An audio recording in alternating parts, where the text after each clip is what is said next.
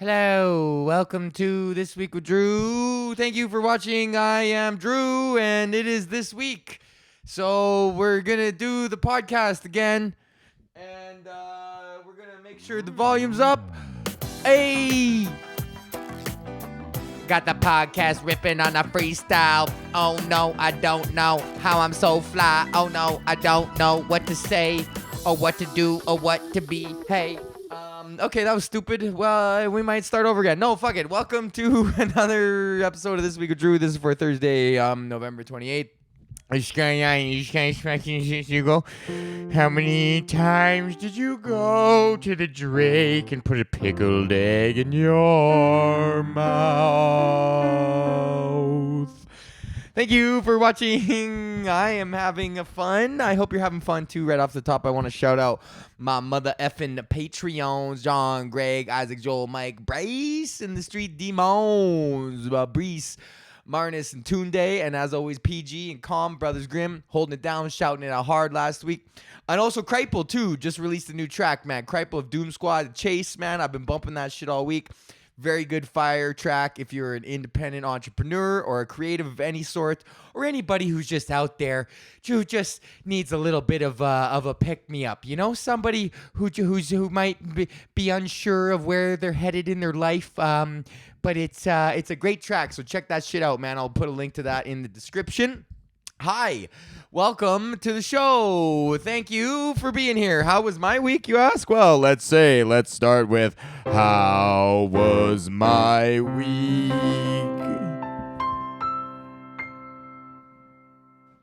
Yo, my week was pretty fire. I hope you had a good week too. Since the last that we spoke, last Thursday and Friday, I recorded a comedy mixtape. We're changing it up a little bit.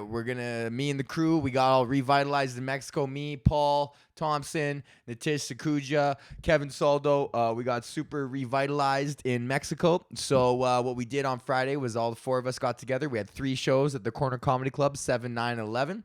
Sold all the shows out, just a natural sellout.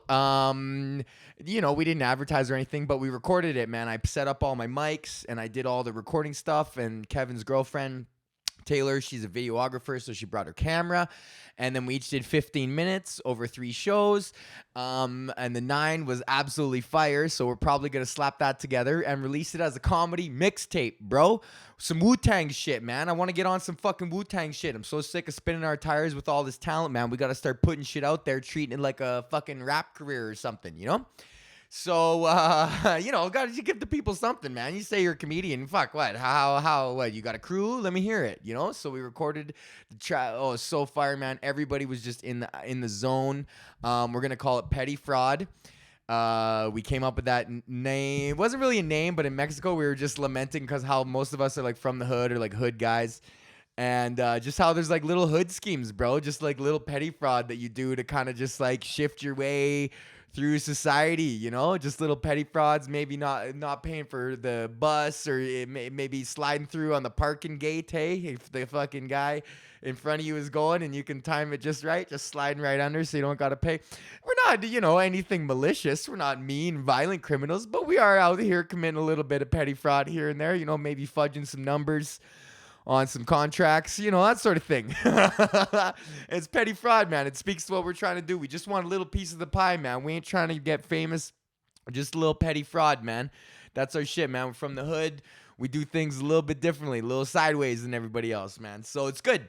Petty fraud's coming out.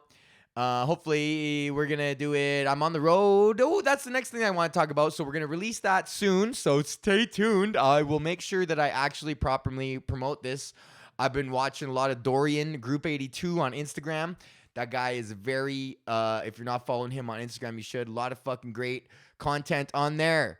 And I like the way that he approaches his business mentality in terms of I didn't turn my fucking phone on mute. Where is it? Oh boy. Should we read this text out loud? Oh, I don't even know where it is. It just dinged, but I fucking don't have it. Okay, well, when the second ding comes after... Oh, there it is right there. Okay, let's see. Who's this message from? It's from Nitish, who's in Petty Fraud, and he said, that's awesome news. Okay, did not need to read that out loud. So, we're going to be dropping that soon. What was I gonna say after that? Petty fraud. Oh, because I'm on the road. I'm coming back to Alberta, buddy. Running back to Alberta. Running back to Alberta. I'm going to be back in Alberta and BC for the next 2 weeks. So I'll be in Lethbridge on the 29th and the 30th. And then I'll be coming back to Edmonton for the Sunday, Monday, Tuesday, Wednesday. I'm going to be up in Grand Prairie with Claire Belford at the Great Northern Casino. So if anybody's in the GP area and you guys want to come out, Tuesday, Wednesday. Thursday, we're making our way to Dawson Creek, BC. And buddy, highlight in my career, I'm playing the Boston Pizza in Dawson Creek. Now, if I don't know what a decade of stand-up comedy looks like, well, it's the Boston Pizza in Dawson Creek, BC, which is on the way to Alaska. It's closer to fucking Alaska than it is to Edmonton. That's a long way to go, man, to go to a Boston Pizza. Like, I could get a brute anywhere, fuck. I don't have to be driving 14 hours to go to get a fucking pierogi pizza.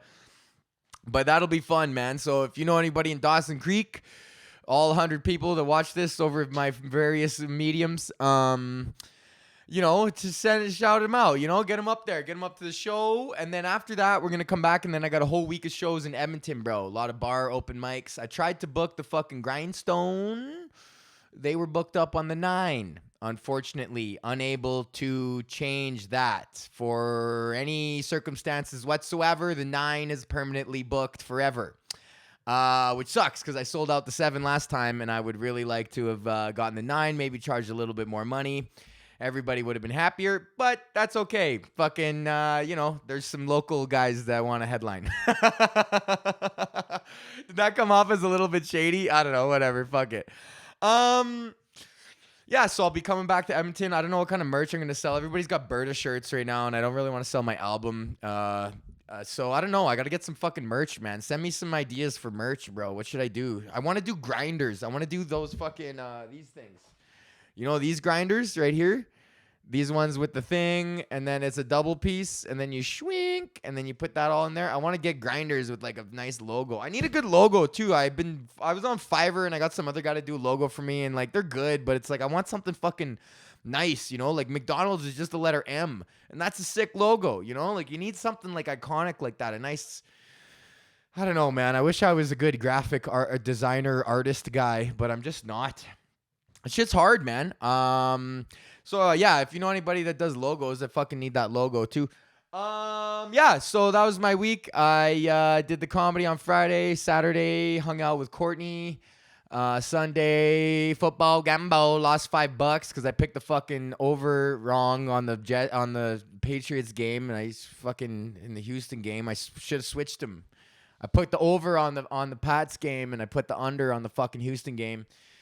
And it was the opposite, which goes to, I should just start telling you guys what I'm betting for the week so you can bet the exact opposite and make sure that you will win your ticket. Sometimes I even make opposite tickets just to like spite myself, and then it's a tie. You're like, fuck, man. Like, I just can't.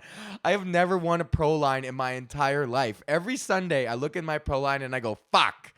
There's no, I know people have won them, but they're always like stingy, man. Sometimes very rarely you hear like someone hitting like a $5,000 pro line, man, or like the pools, bro. If you hit the pools, fuck.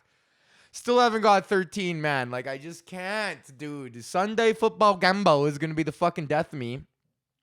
And playing the spread is even worse, man. I'm in this football pool with all the fucking bros, and it's just like hard, man, because you're like, now I got to play the spread. Like, you got to know so much about what's going on with teams and like injuries. Like, you got to keep up with it. Like, it's a thing.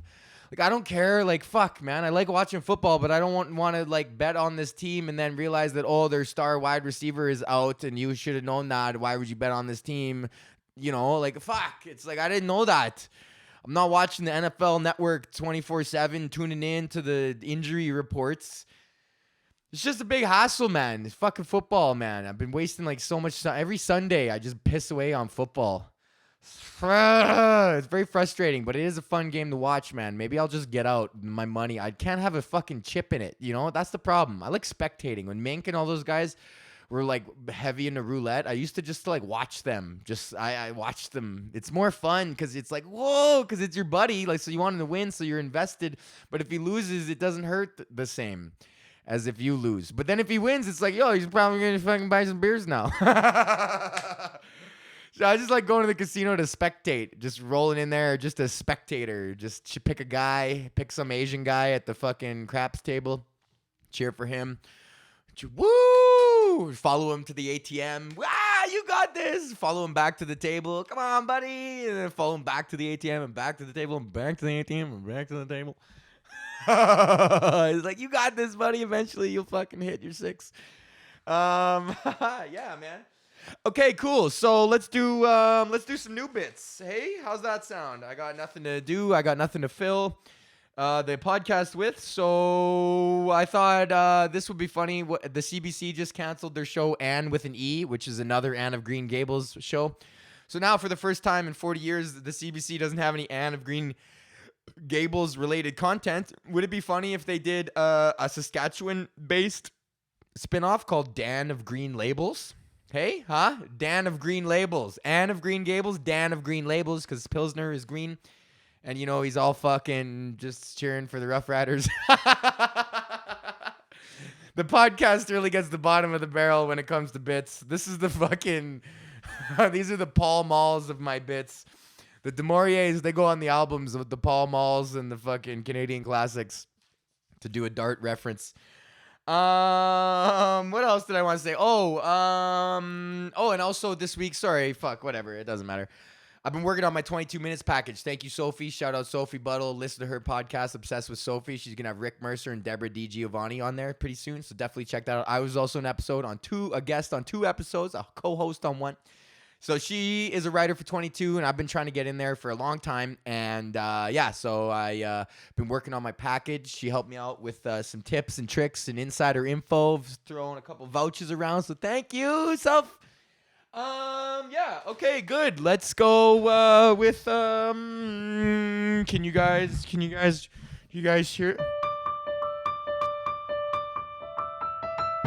Whoa, that got kind of weird at the end there. Let's fucking... Okay, cool. Time for Big News with Drew. On Big News today, Toronto POOPOO Man. There's a guy in Toronto, and they just caught him today, who was going around the university campus, which sucks. Oh, yo, my shit's been on autofocus. Oh, no. Okay, good. Oh, yeah, that's nice and crisp. Look at that. It's zooming in on the fucking... Toronto POOPOO Man was going around throwing buckets of poop on people, liquefied poop. That's one detail that all the news organizations really felt like putting in there, that it was liquefied poop. I don't know how he liquefied it, if it was just an old school method with his foot, kind of like making wine, or maybe he got a little magic bullet, making little poo smoothies, making some poothies. But he was going around the University of Toronto campus, which sucks because Courtney goes there. And I'm like worried about her getting fucking poo on her, or I was at least. And this guy was just going in the library and like dumping poo on people and presumably like, and then running away. I don't know. The whole case is just so absurd, man. The city is so big that there's just like this like intersection of mental illness and just sheer population that is just going to eventually overlap to the point where people get buckets of poo thrown on them. There's just too many people around. You just can't have that many people without someone eventually getting a bucket of poo sprayed on them. It's just by sheer volume of people, man. That shit doesn't happen in like Weyburn, Saskatchewan, you know? And if they do, then it's like, well, Corey's all fucked up and he took a shit in a Pilsner can and he chucked it at Terry or whatever, you know? Like there's never... This guy is severely mentally ill to the point where he's liquefying his poop. I think even at that point, you've already got a problem if you're taking your poop and liquefying it. But then to go and put it on people, man, don't do that. Keep the poop on the inside. So they busted him today at Queen and Spadina, which is like right around my house. I like all this is taking place like within a kilometer of where I live and where I've lived in Toronto like the whole time that I've been here, and where my frequent the Corner Comedy Club is 2 blocks away from there. My house is 2 blocks the other way. So I I'm happy that they caught him, man. And apparently today at his trial, a bunch of students showed up too, which I kind of had a problem with. It's like, unless you were one of the people who was personally poo-pooed on, then what do you have business have being there? Like, unless you're friends with those people. But apparently they had to move it to a different courtroom because like a bunch of kids showed up. It's like, this is outrageous and we want to make sure this man sees his justice. It's like, clearly this dude needs to be in the hands of the mental health system here in Ontario and not the fucking criminal justice system. Like, obviously what he did is criminal, but I don't think anybody is like waking up one day like nefariously pooping into a magic bullet and then thinking like, yeah, buddy, once I get to the campus today, it's over. He was already just in a place where you're oh man, liquefied poop is just funny.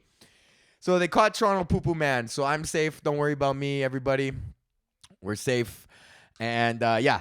Okay, good. 16 minutes. That's good. This podcast was brought to you by Toronto POOPOO Man and the new POOPOO Magic Bullet. Yeah, so next week I'm going to broadcast from, where the fuck will I be? Grand Prairie, I guess. We'll do the podcast from Grand Prairie. I'm going to bring the camera and stuff. And yeah,